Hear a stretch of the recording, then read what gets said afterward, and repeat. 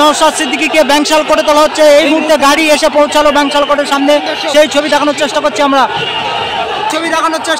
একেবারে নওশাদকে ঘিরে কর্মীরা তারা স্লোগান দিচ্ছে, রীতিমতো ব্যাংশাল কোর্টের সামনে নওশাদ সিদ্দিকীর গাড়ি পৌঁছালেন, সেই ছবি দেখানোর চেষ্টা করছি আমরা।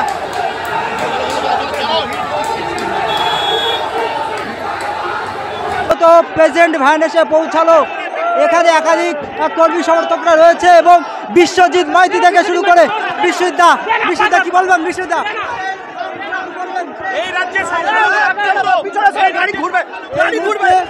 একেবারে দেখতেই পাচ্ছেন বিশ্বজিৎ মাইতি সহ একাধিক নেতৃত্বরা প্রেজেন্ট ভ্যানে রয়েছেন।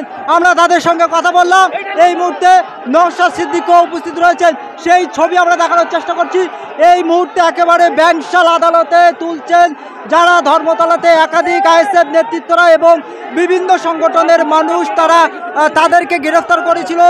আজকে ব্যাংশাল আদালতে তাদেরকে পেশ করা হচ্ছে এবং এখানে বিভিন্ন সংগঠনের মানুষ এবং আইএসএফ নেতৃত্বরা তারা রীতিমতো ব্যারিকেডের পিছনে তারা বিক্ষোভ দেখাচ্ছে। আমি আমার ক্যামেরা পার্সনকে দেখাতে বলবো।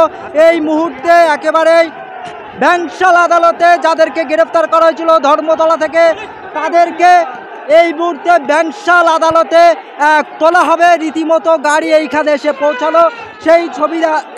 নওশাদ সিদ্দিকী সহ 20টা সংগঠনের লিডাররা এখানে গ্রেফতার হয়েছে। তাদের নিঃশর্তভাবে অবিলম্বে মুক্তির দাবিতে আজকে আমরা এখানে অবস্থান করছি। যতক্ষণ না তাদের নিঃস্বার্থভাবে মুক্তি দেবে ততক্ষণ আমাদের এই আন্দোলন চলবে। সমস্ত নেতাকর্মীদেরকে নিঃশর্ত মুক্তি দিতে হবে, আমাদের এই একটাই দাবি। এরপরে আমরা এই ওয়াকাফের বিরুদ্ধে, যাতে ওয়াকাফ আইন এনেছে সেই আইন বাতিলের দাবিতে, এসআইআর এতে পরিযায়ী শ্রমিকদের ন্যায্য পাওনা দিতে আমরা যে ধর্ণা করতে চাই, সেই ধর্ণার ব্যবস্থাও সরকারকে করে দিতে হবে। মমতা ব্যানার্জি কি বলে দেবে কোথায় আন্দোলন করতে হবে? মমতা ব্যানার্জি বলে দেবে আমাদেরকে কোথায় আন্দোলন করতে হবে? দেশের গণতন্ত্র আছে, সংবিধান আছে, সেই সংবিধানকে মান্যতা দিয়ে আমাদের যখনই কোনো জায়গায় অন্যায় হবে, আমরা যেখানে অন্যায় হবে সেখানে আন্দোলন করব। দিল্লি নয়, পশ্চিমবাংলা নয়, যেখানে মনে হবে সেখানেই আন্দোলন করব। আমরা দেখানোর চেষ্টা করছি এবং এখানে একাধিক আইএসএফ নেতৃত্বরা এবং বিভিন্ন সংগঠনের নেতৃত্বরা তারা স্লোগানিং দিচ্ছে, তারা ব্যারিকেডের পিছনে স্লোগানিং দিচ্ছে, সেই ছবি আমরা এক্সক্লুসিভ দেখানোর চেষ্টা করছি। আপনারা জানেন যে ওয়াকাফ আন্দোলনে ধর্মতলা থেকে একাধিক নেতৃত্বরা তাদের গ্রেফতার করা হয়েছিল।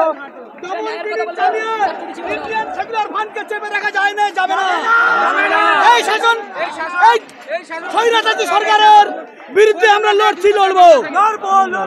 এই তৃণমূল সরকার স্বৈরাচারী সরকারকে উৎখাত করতে ইন্ডিয়ান সেকুলার ফ্রন্ট রাস্তায় আছে এবং থাকবে।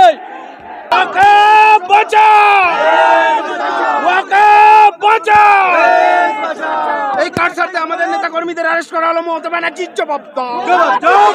এই কারসাতে গণতান্ত্রিক আন্দোলনের নেতা কর্মীদের অ্যারেস্ট করা হলো, মমতা ব্যানার্জির জবাব দাও।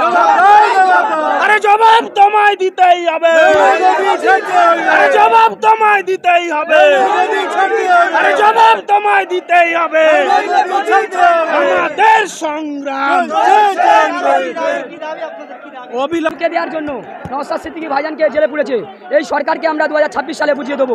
কারণ এই যে বিজেপির যে সমস্ত নেতারা আছে, যারা পুলিশের গালাগালি করছে, যাদের মুখের ভাষা ঠিক নেই, তাদেরকে অ্যারেস্ট করতে পারছে না। নওশাদ সিদ্দিকী ভাইজান যে মানুষের জন্য কথা বলছে, মসজিদ মাদ্রাসা নিয়ে, ওয়াকাফ নিয়ে আন্দোলন করলে কথা বলছে, তাকে দেখতেই পাচ্ছেন গাড়ি পৌঁছাচ্ছে এখানে এসে।